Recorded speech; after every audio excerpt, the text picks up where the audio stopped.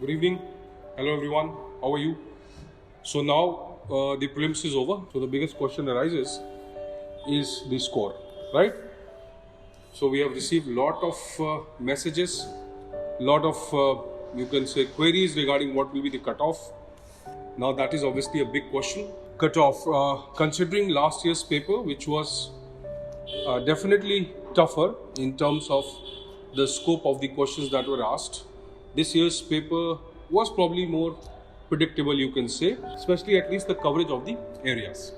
But yes, considering science and tech, basic science, and environment, right? Probably the question paper can be considered to be almost at par with the last year's paper. So even if we go by a conservative estimate and see the cutoff which was there, 92.5 something for the general, this year's cutoff most probably should range between 90 to 95, or I would make a more wilder guess of 90 to 97, somewhere in between that, right? All those who are getting those marks, all the best to you. Even though there will be a variation in the answer key when the UPSC releases it, right? That will be very late, obviously. So you have to first think that, okay, if you are somewhere in the 85 plus range, right, as per obviously the categories you can deduct the marks, you should start preparing for your mains. The nature of question paper, obviously we have analyzed the questions, especially when we talk about polity, governance and social justice questions which were there, around 20 almost, right? Concepts like constitutional government which was asked, then the appointment of ad hoc judges, right, and the retired judges, the basic features of a parliamentary form of government, the comparison between the parliamentary system in UK and India, obviously what we call as the Westminster's model, though there is an Eastminster's model also, right? So we have borrowed a similar pattern. So a lot of questions you'll see will be in polity and governance, obviously are reflection of whatever you prepare in your mains. They cannot be purely factual and they cannot be purely, you can say, analytical, but definitely they are applied. So the level of the questions in polity, economy and certain areas would be considered as a moderate to average, above average, right? Not very tough. Considering other areas, obviously the questions were more unpredictable, in fact more factual and pertaining to more micro aspects of the syllabus. Obviously those who have prepared more from the mains perspective also would have gained much in your prelims as well. There's a very famous saying that morning shows the day. So the same way, it is quite obvious that the prelims shows what the mains would be. And generally people say that there is a trend that if prelims is tough, the mains comes little easier. I don't find there is any correlation between them. Okay, no doubt if prelims is tough and prelims is more analytical or prelims is more conceptual, the mains may have a dominance of you can say factual and conceptual questions both. Whereas if the prelims is more factual, it's quite obvious that the mains have to be or has to be generally analytical in nature. Mains has its own trend, no doubt, but obviously putting UPSC in a compartment, in a rigid framework, and then understanding it would be a kind of misguidance. So let us not go into all that analysis. I probably will make another video on the questions. Obviously, a lot of videos are there, right? We are not in that mad race to be the first one to make the video, but we'll definitely discuss the conceptual aspects of the paper. Right, now the second part of the discussion pertains to what should be done now. Obviously, like I said, there might be people who might be on the borderline, they should prepare. There are people who might be feeling that, okay, they are quite confident of scoring 90 plus or 95 or maybe even 100. Like we have also got some feedback that students have been generally scoring in the range of 90 to 97, 98, not more than that. Right, they can obviously start preparing, can take a break for a few days and then they can start preparing, right? So the question remains is prelims over, what now, right? So cutoff score we have briefly talked about. Nature of paper, we all know the nature of paper is erratic, mostly for prelims it is like that. Okay, but sports and the usual kind of questions which used to come almost 10 years back, they have reappeared, so that shows a kind of sense of lack of ingenuity or creativity on the part of UPSC, and UPSC is probably reinventing the wheel again and again, right? But all said and done, the biggest question remains is that what we should do and how we should do now. So as far as our experience goes back, and the kind of students that we have seen over the years who have qualified, this time, let's say for around 3-4 days, you can obviously take a break and enjoy yourself. And people who have missed by few marks or who feel that they have missed, right, they can again go back to their preparation, let's say after a week.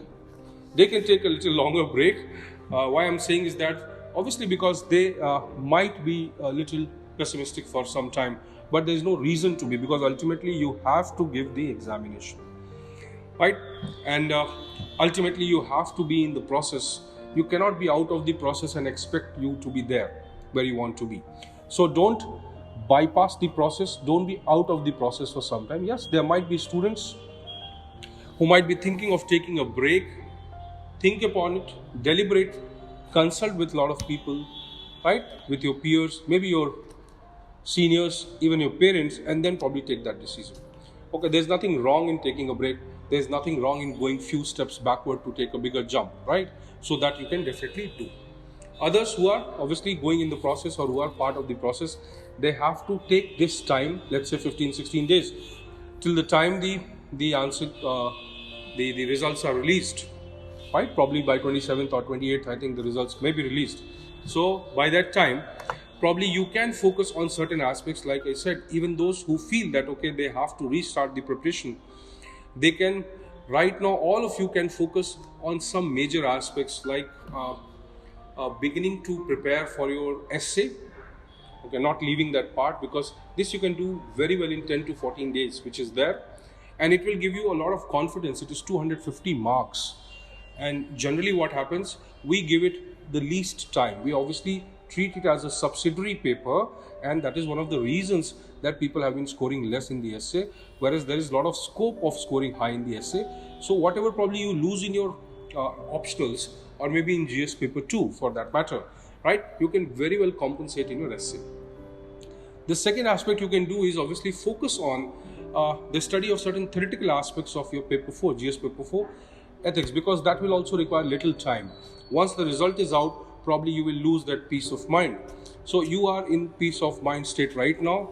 Kindly use that time to obviously go through certain theoretical aspects of paper 4 so that you can improve your scores in generally the around 110 plus marks which comes in ethics paper, right?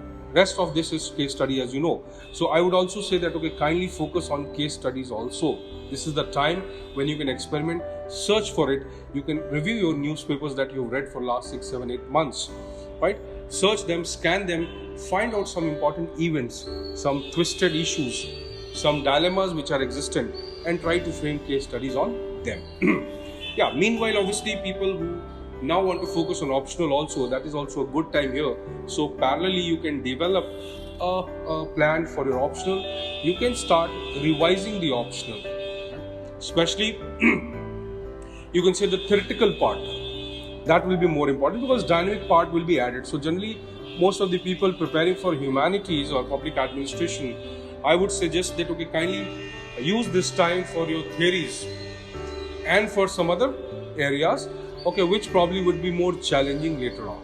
Okay, the dynamic aspects will be added because you'll be studying general studies also. So for these 10-15 days, you can have this strategy, right?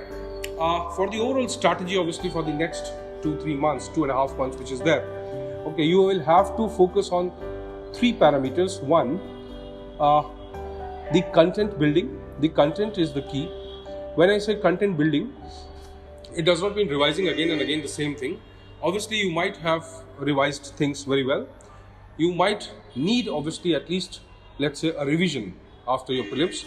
So kindly go for revision of the mains. That should be the starting point of your preparation.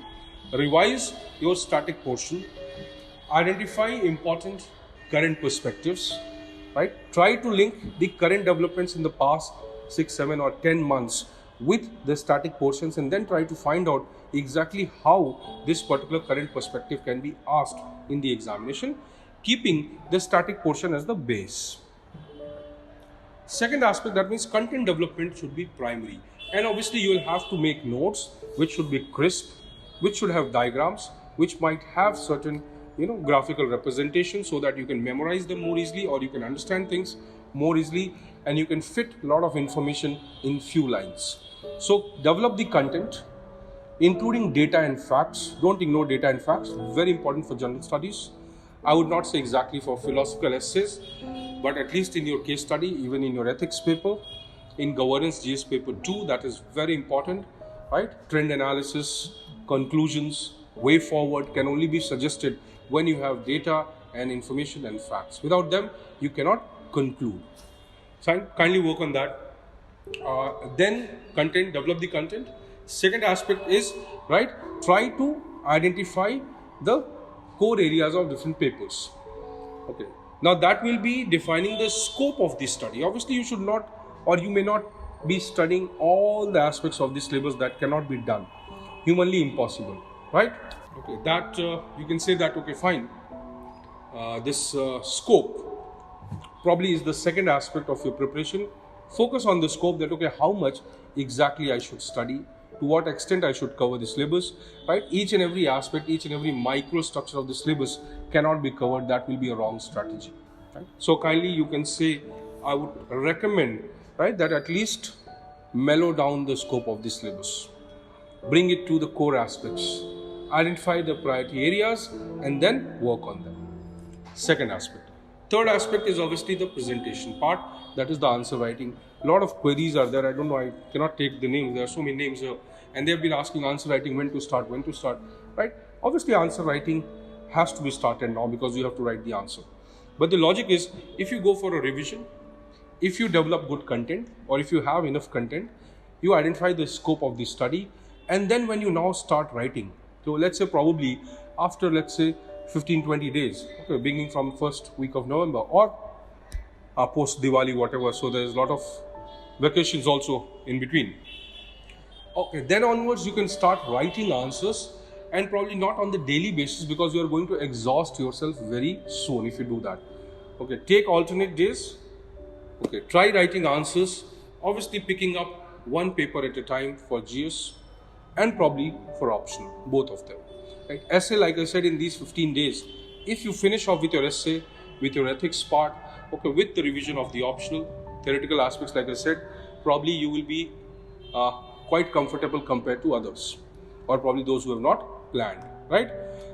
So kindly start writing the answer, let us say, after once you have done this revision, once you have defined your scope of study, once you have developed a content. Obviously, current perspectives you will keep adding them on and on as you are preparing further. Right. So answer writing. Now, obviously, we are going to talk about answer writing in detail in a different video, right? Probably here this does not allow the scope right now. So kindly focus on these three parameters. If you do that, definitely you are going to score. If you see the pattern, the scoring pattern this year also, right? You know that you need around 800 plus marks to qualify for the interview, right? And which can be very I would not say easily, right, but very logically derived from different papers, including your optional, general studies, and essay, right? So if you just distribute this 800 plus or 850 marks, 870 marks across these papers, right, and then try to develop a strategy, that would be a better strategy, rather than thinking I'll score 500 in GS, right, or I'll just score 300 in my optional only. Okay, you must aim for that, right, but that is not something for you to decide. So your approach should be to develop a strategy which should be foolproof, or which should be at least predictable to an extent, right? And this strategy should be the Aristotle's golden mean, right? It should be a kind of, it should avoid the extremes, right, of getting into the detail of one particular paper, or getting into detail of one particular part of the optional only. Okay, so rather than that, spread it over various parts of the syllabus, and at the same time identify what aspect of the syllabus you are going to cater to, right? So if you kindly do that, probably you will be benefiting from it. Fine, we can only share our experiences and probably help you understand or overcome the phase of dilemma that you are in, right? So see you then. Thank you so much. All the best now as the prelims is over.